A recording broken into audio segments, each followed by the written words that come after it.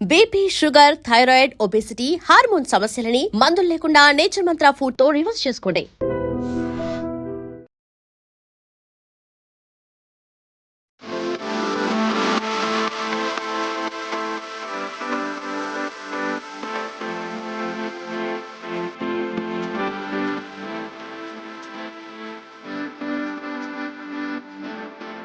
స్త్రీ అంటే ప్రకృతి. ప్రకృతి ఎంత అందంగా ఉంటుందో స్త్రీ కూడా అంతే అందంగా ఉంటుంది, అంతే అద్భుతంగా ఉంటుంది. కాకపోతే సినిమా ఇండస్ట్రీకి చెందినటువంటి అమ్మాయిలు మాత్రం తమ డ్రెస్సుల సైజు అలా కుదించేస్తూ, తగ్గించేస్తూ వాళ్ళ విలువను వాళ్ళే తీసుకుంటున్నారు. ఒక మాట కూడా ఆయన చాలా హార్డ్‌గా ఉంది అది రిపీట్ చేయటానికి.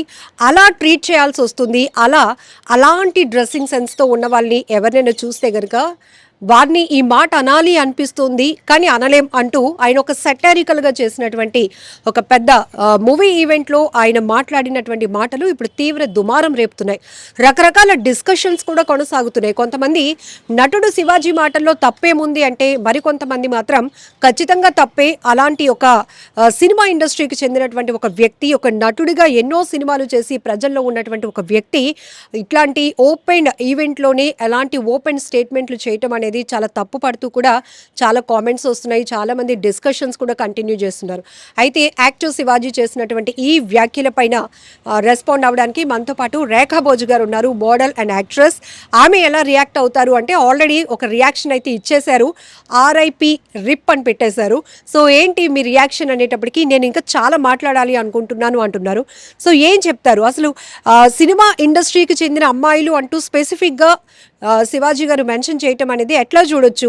మహిళలు అంటే ఎక్కడ ఉన్నా, అడవిలో ఉన్నా, ప్రపంచంలో ఎక్కడ ఉన్నా మహిళలు అంటే మహిళలే, పురుషులు అంటే పురుషులే. కానీ ఈ జోనర్లోనే వాళ్ళనే ఉద్దేశించి మాట్లాడాము అనేది కూడా కరెక్ట్ కాదు. బట్ ఎట్లా చూస్తున్నారు ఈ వ్యాఖ్యల్ని? రేఖా భోజ్ గారితో మాట్లాడదాం. హలో అండి. హలో. ఇప్పుడు ఆయన స్పెసిఫిక్గా ఒక ఈవెంట్లో యాంకర్ వేసుకున్నటువంటి డ్రెస్ సెన్స్ ఏదైతే, శారీలో మీరు చాలా బాగున్నారని పొగుడుతూనే నెక్స్ట్ లైన్ ఏదైతే ఉందో చాలా ఇబ్బందికరంగా ఉంది. సో ఏమనుకోవాలి? స్త్రీ, ప్రకృతి అని కంపేర్ చేశారు. తర్వాత బట్టలు కుదించుకుంటూ పోతే వేరొక వర్డ్ కూడా అనాల్సి వస్తుంది, కానీ అనలేము అంటున్నారు. ఏంటి మరి? ఆయన కూడా సినిమాలో నటించి ఉన్నారు. ఇప్పుడు ఒక్కటి స్ట్రైట్ ఫార్వర్డ్గా చెప్పండి, శివాజీ గారు చేసినటువంటి వ్యాఖ్యల్ని మీరు ఒక సింగిల్ లైన్లో కౌంటర్ చేయాలంటే ఏం చెప్తారు? ఇది ఒక మేల్ ఇగో స్టేట్మెంట్ అండి ఇది. ఆయన దృష్టిలో ఆడవాళ్ళు అంటే చాలా చీప్ అనే స్టేట్మెంట్ నేనైతే అర్థం చేసుకుంటున్నాను. ఆడవాళ్ళు అంటే ఏమాత్రం రెస్పెక్ట్ లేని పర్సన్ అయ్యి ఉంటాడు మేబీ అతను. మేబీ దాన్ని కవర్ చేసుకోవడానికి ఆడదంటే ప్రకృతి అని, లేకపోతే మహాలక్ష్మి అని అంటున్నారు. నిజంగా ఒక ఆడదాని మీద రెస్పెక్ట్ ఉంటే మాత్రం అసలు ఇలాంటి స్టేట్మెంట్ అనేది ఇవ్వకూడదండి. అండ్ నేను గత 1 డే నుంచి నేను సోషల్ మీడియాలో చూస్తున్నాను అన్ని కమెంట్స్. అండ్ జర్నలిస్ట్ సాయి గారి పోస్ట్ కూడా నేను చూశాను. అండ్ అందులో పోల్ పెట్టారనమాట. ఈ శివాజీ గారు చేసిన కమెంట్స్ ఏవైతే ఉన్నాయో వాటితో మీరు ఏకీభవిస్తారా లేదా అని. లిటరల్ ఐఎమ్ షాక్ అనమాట. 80% అందరూ కూడా మేము ఏకీభవిస్తున్నామని చెప్పి పెట్టారు. నాకైతే ఇంతమంది తాలిబాన్ల మధ్యలో బతుకుతున్నామా, అసలు ఇండియాలో ఆడవాళ్ళకి అసలు సేఫేనా, సెక్యూరేనా అనే థాట్లోకి వెళ్ళిపోయాను నేనైతే. అంటే లిటరల్గా ఐఎమ్ స్కేర్డ్ అనమాట. అంటే ఎందుకు ఇంత గ్రాంటెడ్గా ఒక అమ్మాయిని డ్రెస్ వల్ల లేకపోతే ఎక్స్పోజింగ్ చేస్తున్నారు కాబట్టి వాళ్ళని ఏమైనా అనేయచ్చు, కెమెరా ముందు ఏదైనా మన స్టేట్మెంట్లు ఇవ్వచ్చు, వాళ్ళు ఏం పీకలేరులే అనేటట్టు వీళ్ళు కమెంట్స్ ఎందుకు చేస్తున్నారు? అసలు ఇంత గ్రాంటెడ్గా ఇంత స్వేచ్ఛ ఎందుకు తీసుకుంటున్నారు ఆడవాళ్ళ మీద అనేది నాకు చాలా అంటే చాలా నేను డిస్టర్బ్ అయ్యి ఉన్నాను నేను. అండ్ అది అంటే కొన్ని వింగ్స్లో పనిచేసే వాళ్ళు, అది మెన్ ఆర్ ఉమెన్ అవ్వచ్చు, డ్రెస్ కోడ్స్ ఉంటాయి. సినిమా ఇండస్ట్రీకి వచ్చేటప్పటికి మోస్ట్లీ ఎంటర్టైన్మెంట్ మసాలా కోరుకున్న వాళ్ళే ఎక్కువ. ఇది ఫ్యాక్ట్ కదా. ఇప్పుడు మనం చాలా సినిమాలు చూస్తున్నాం, పద్ధతిగా సాంప్రదాయంగా ఒక మంచి మెసేజ్ ఓరియంటెడ్ సినిమాలకి వచ్చే రెస్పాన్స్ కానీ, ఫుల్ కమర్షియల్ బేస్లో ఎంటర్టైన్మెంట్, ఫుల్ మసాలా ఇవన్నీ ఉన్న సినిమాలకు వచ్చే రెస్పాన్స్లో చాలా వేరియేషన్ ఉంటుంది. ఇప్పుడు నేనే చెప్తా ఎగ్జాంపుల్. ఫస్ట్ 2 ఫిలిమ్స్ నేను లంగా ఓణిలో అసలు కనీసం ఎలాంటి ఎక్స్పోజింగ్ కూడా లేకుండా సినిమాలు తీసాము. వైజాగ్లో థియేటర్లో వేసాము. బట్ జనాల దగ్గర నుంచి కానీ, ప్రెస్ దగ్గర నుంచి కానీ జీరో రెస్పాన్స్. అది నేను 3rd ఫిలిం నాది దామిని విల్లా. ఇప్పుడు కూడా మీరు చూడొచ్చు, యూట్యూబ్లో ఉంటుంది. Millions of views. ఎందుకంటే నేను అందులో బికిని వేసుకున్నాను. సో ఇక్కడ మీకు అర్థమైపోతుంది దేనికి జనాలు ఎక్కువ ఏమంటారు ఎక్కువ ఎంటర్టైన్మెంట్గా ఎంజాయ్ చేస్తున్నారు లేకపోతే దేని గురించి అని. ఇప్పుడు అంత ఎందుకండి, ఇప్పుడు నేను ఏదైనా సినిమా ఫంక్షన్కి వెళ్ళినాను లేకపోతే ఏదైనా ఓపెనింగ్కి వెళ్ళాను అనుకోండి, నేను ఒక ట్రెడిషనల్ పంజాబీ డ్రెస్లో కానీ ఎన్ని హాఫ్ సారీస్లో వెళ్ళాను అనుకోండి, నా ఫోటో ఒక్కడు తీయడు, ఒక పేపర్లో రాయడు, లేకపోతే ఒక ఆన్లైన్ న్యూస్లో కూడా ఎవరు రాయడు, అంటే పలానా అమ్మాయి ఇలాగా ఓపెనింగ్ వచ్చిందని. అది మినీ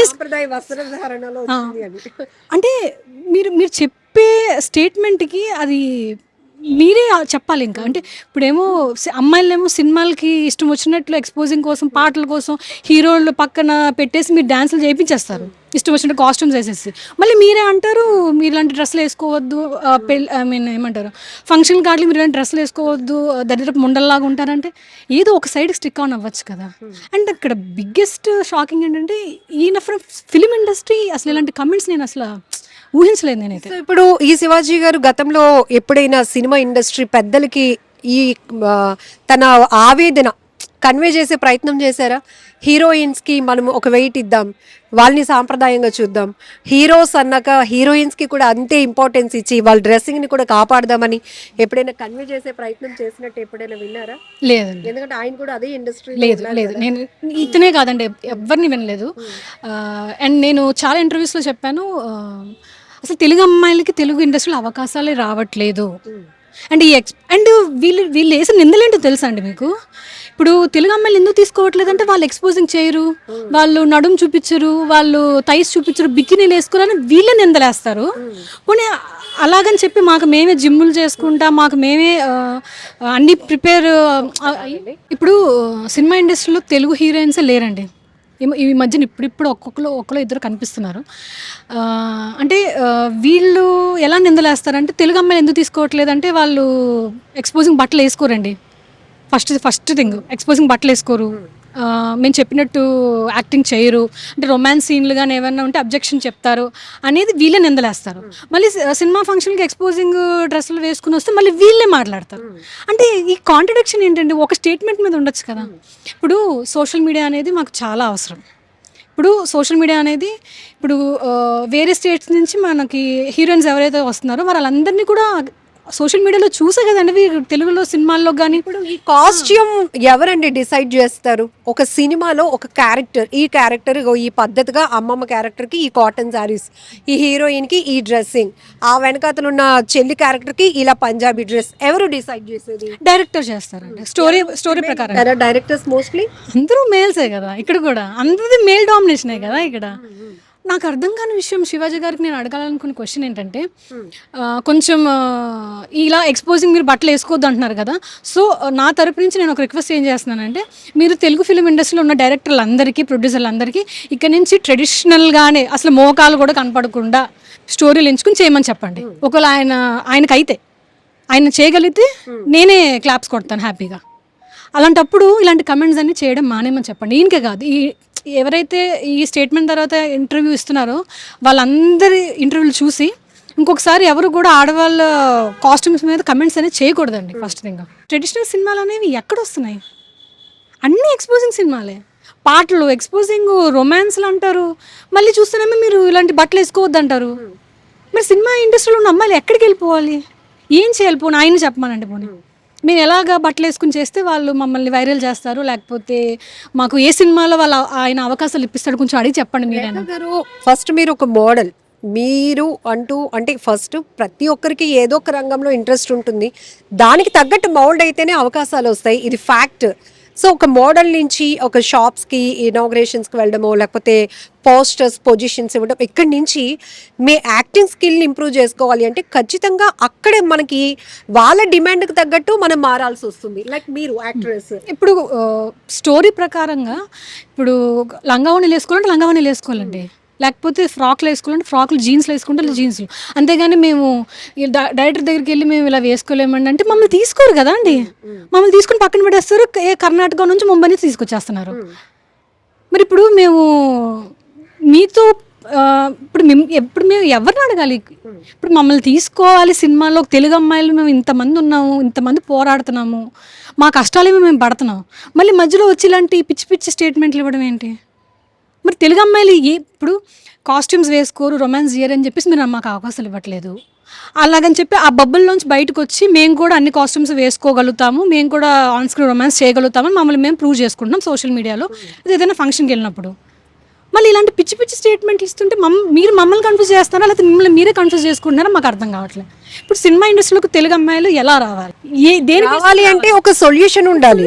అంటే రావాలి శివాజీ గారు చెప్పాలి, అవకాశాలు పోకుండా ఉండాలి. అవకాశాలు పోకుండా ఉండాలి. ఆయన చెప్పింది ఫాలో అవ్వాలి అంటే ముందు వాళ్ళు నమ్ముకున్న ఇండస్ట్రీలో వాళ్ళకి అవకాశాలు పోకుండా ఉండాలి. మరి ఇప్పుడు శివాజీ గారేమో దరిద్రపు ఉండల్లాగా మీరు ఆ డ్రెస్సులు వేసుకోవద్దు, మీరు ఆ డ్రెస్సులు వేసుకుంటే దరిద్రపు ఉండల్లాగా అనాల్సి వస్తుంది అంటున్నారు.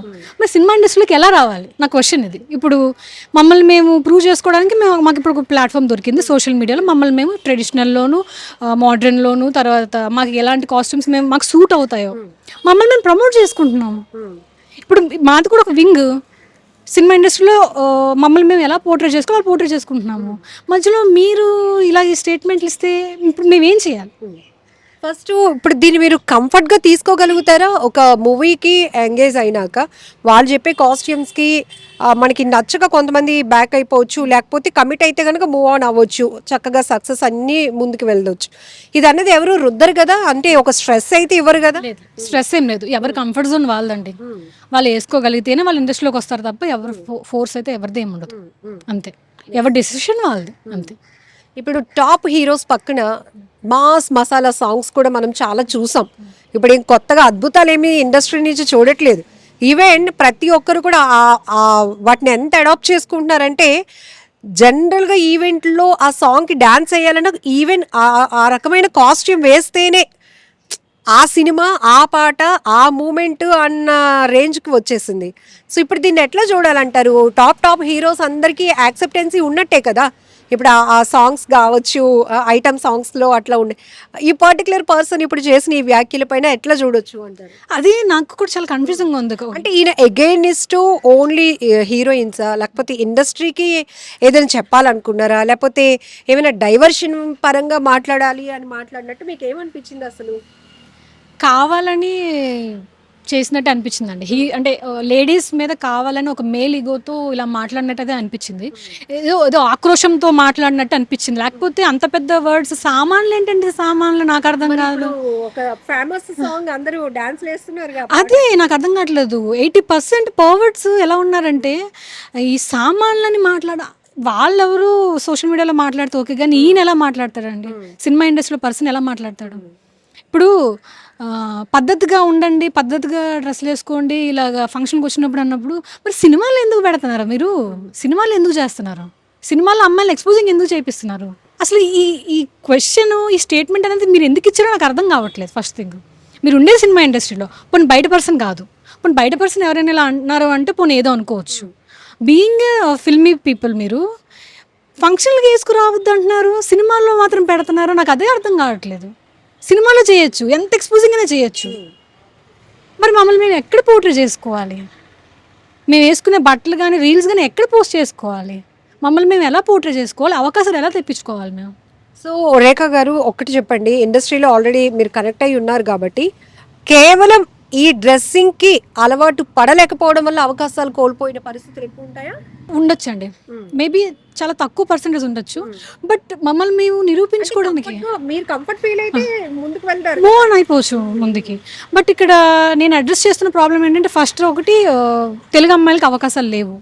మేము ఎంత రెడీగా ఉన్నా, ఎలాంటి కాస్ట్యూమ్స్ వేసుకోవడానికైనా, ఆన్ స్క్రీన్ రొమాన్స్ చేయడానికైనా సరే మాకైతే అవకాశాలు ఇవ్వటం లేదు ఫస్ట్ థింగ్.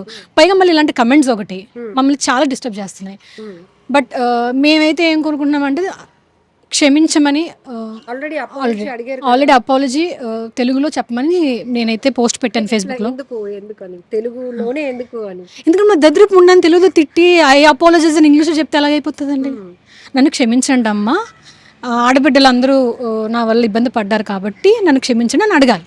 ఐ అపాలజీస్ అంటే ఏంటండి?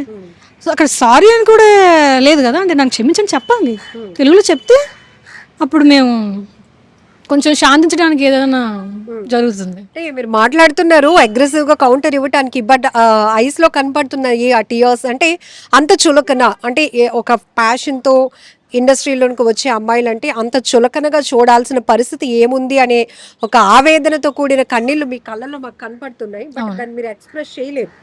సో ఎందుకు అంత హట్ కామెంట్స్ చూడగానే మీరు ఫస్ట్ ఏమనిపించింది మీకు? చాలా డిస్టర్బ్ అయ్యానండి నేనైతే. అసలు కమెంట్స్ చెయ్యాల్సిన అవసరం ఏముంది? ఒక ఆడపిల్ల బట్టల గురించి మీకెందుకు? అంటే ఈయనకే కాదు, ఎవరికైనా మీకు నచ్చకపోతే చూడడం మానేయండి. ఇప్పుడు ఇన్స్టాగ్రామ్లోని మిమ్మల్ని ఎవడు ఫోర్స్ చేయట్లేదు కదా. మా బట్టలు చూడండి, మేము వేసుకునే బట్టలు చూడండి, మేము చేసిన రీల్స్ చూడండి, మిమ్మల్ని ఎవడు పీకలు పట్టుకుని మీకు చేయట్లేదే, మిమ్మల్ని ఫోర్స్ చేసి కూర్చోబెట్టి చూపించట్లేదు ఎవరు. అన్నప్పుడు మీరు నచ్చకపోతే ఇగ్నోర్ చేయండి, అంతేగాని అంటే చెత్త కమెంట్స్ మాత్రం అసలు చేయొద్దు.